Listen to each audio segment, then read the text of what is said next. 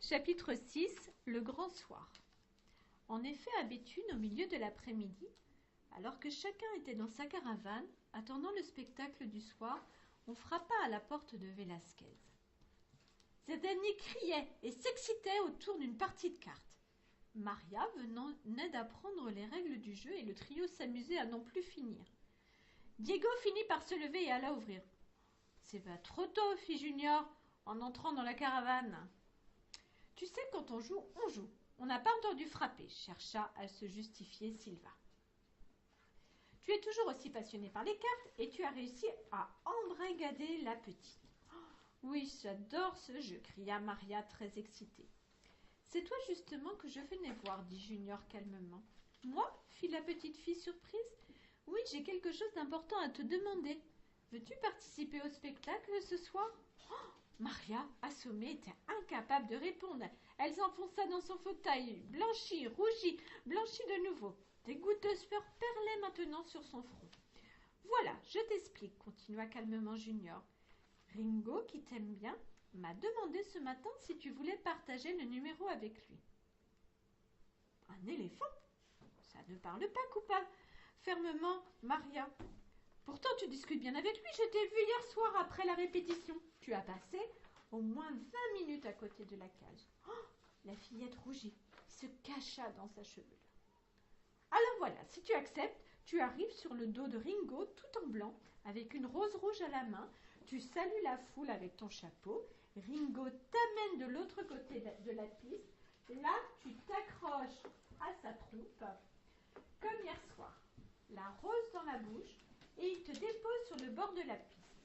Puis tu offres la rose au maire du village qui se trouvera devant toi. Tu t'inclines doucement devant lui. Junior lui montrera quelle posture prendre et à ce moment-là, Ringo t'attrape avec sa trompe par la taille et t'emmène jusqu'à la sortie. Tu dois faire semblant de te débattre pour faire rire et être applaudi par le public. Mais je n'ai pas répété, s'exclama Maria. Hier soir, c'était bien l'entraînement. Mais ce n'était pas voulu, se défendit Maria. Tu as réussi hier soir, tu réussiras ce soir. Et le costume, le chapeau, je n'ai rien du tout. J'ai tout prévu. Les Müller m'ont prêté un vieux costume blanc et un chapeau assorti qui devrait aller. Viens avec moi, tout est dans ma caravane. Maria, accompagnée de Diego et Silva, traversa le campement pour l'essayage qui se révéla un franc succès. Elle était radieuse. « Maintenant, tu ne vas quand même pas refuser ça à ton ami Ringo, insista Junior. « Je dois d'abord aller lui parler, fit Maria. » Et il en fut ainsi. Maria quitta la caravane, sans même avoir enlevé son habit de spectacle, courut vers la cage de Ringo qu'elle caressa en lui parlant doucement et revint essoufflée. « Je ferai le numéro avec Ringo, je suis d'accord. » Un hurrah collectif se fit entendre, suivi d'embrassades interminables. Ce fut Diego qui se calma le premier. Il incita Maria à aller faire une sieste pour être en forme le soir. Elle accepta, mais ne parvint pas à trouver le sommeil. Avant le spectacle, les artistes au grand complet se retrouvèrent sous une toute petite toile de tente qui communiquait avec l'arrière du chapiteau. Flavio parla, comme avant chaque représentation. Pour Maria, c'était une grande première. Flavio expliqua, plus par superstition que pour autre chose, le déroulement du spectacle que chacun connaissait par cœur. Il rajouta bien évidemment le nouveau rôle de Maria qui devait ouvrir le spectacle. La fillette faillit s'évanouir plusieurs fois, mais reçut les encouragements chaleureux de tous. Les frères Velasquez l'embrassèrent une dernière fois.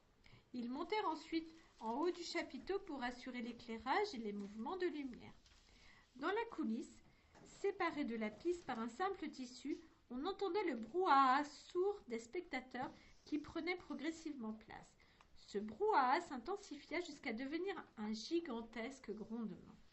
C'est à ce moment-là que les lumières furent éteintes, puis rallumées en direction de Monsieur Loyal, le vieil homme en rouge et noir qui présentait les numéros. Bienvenue, mesdames et messieurs, bienvenue les petits enfants sous le chapiteau du grand cirque Raider. Vous allez assister ce soir à un spectacle extraordinaire, à un spectacle inédit, avec des numéros à vous couper le souffle, avec des numéros à vous tordre de rire.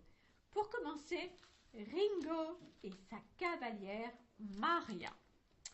Juste avant que le rideau ne s'ouvre, Junior murmura à l'oreille du petit éléphant. Ringo aide Maria pour sa grande première. Le rideau s'ouvrit, la lumière aveugla la fillette. L'éléphant barrit doucement et s'avança sur la piste au milieu d'un tonnerre d'applaudissements. Maria, jusqu'alors recroquevillée sur elle-même, se releva, le dos bien droit. Elle se remémora alors ce qu'elle avait à faire. Tout se déroulera là pour le mieux. La rose fut offerte aux mères de Béthune, la révérence fut gracieuse, jusqu'à ce que Ringo ne modifie quelque peu le scénario. Au lieu de saisir directement Maria par la taille, il souleva la jupette de la fille avec sa trompe, suscitant une explosion de rire dans la salle. Puis il saisit Maria par la taille. La suite se déroula comme prévu. Les 20 mouvements de résistance de la fillette provoquant rire et applaudissements. Arrivée en coulisses, Maria s'assit. Elle fut félicitée par tous. Pendant que Ringo effectuait son numéro avec Junior, en fin de numéro, M. Loyal vint chercher Maria pour saluer le public. Le trio reçut une ovation. De retour en coulisses, Junior apostropha Ringo. « C'est plus fort que toi. Il faut que tu regardes sous les jupes des filles. Franchement, tu exagères. » Mais ça a fait rire le public, tenta Maria pour justifier la conduite de son ami Ringo, qui se mit à barrir pour la remercier de son aide. « Bon, d'accord. Je vois que je suis tout seul contre vous deux. Alors j'abandonne. Le spectacle était réussi. Je ne peux que m'incliner. » La représentation se déroula sous les clameurs du public. Elle se termina par une ovation à l'ensemble des artistes réunis au centre de la piste. Le dîner fut donc joyeux. La recette semblait confortable. Maria était sur son nuage, repensant à son court mais si intense moment de gloire. « Tu as aimé être en scène ?» lui glissa doucement Silva. « Oui, fit timidement la fillette. « Tu n'as pas de honte à avoir, on aime tous ça. D'ailleurs, on ne vit que pour cela, pour être applaudi, pour être aimé, adoré, adulé, fit Silva avec les yeux brillants. Ton numéro te manque ? Bien sûr, mais on n'a plus de partenaire. Et si je remplaçais Evita ? Silva regarda la fillette avec une intensité jusque-là inconnue. Les conversations cessèrent. Diego, qui revenait de chercher sa guitare, comprit au regard de son frère ce qui arrivait. Les jumeaux n'avaient pas besoin de se parler pour se comprendre. Il hésitait. « Je ne suis pas contre, » bégaya Silva. « Mais il va y avoir tellement de travail pour toi, pour nous. Tu sais, là-haut, c'est très dangereux. » Silva pleurait en parlant. « Je suis sûre que je pourrai y arriver. »« On décidera demain, la nuit porte conseil, » conclut Diego, enchaînant sur des rythmes musicaux doux.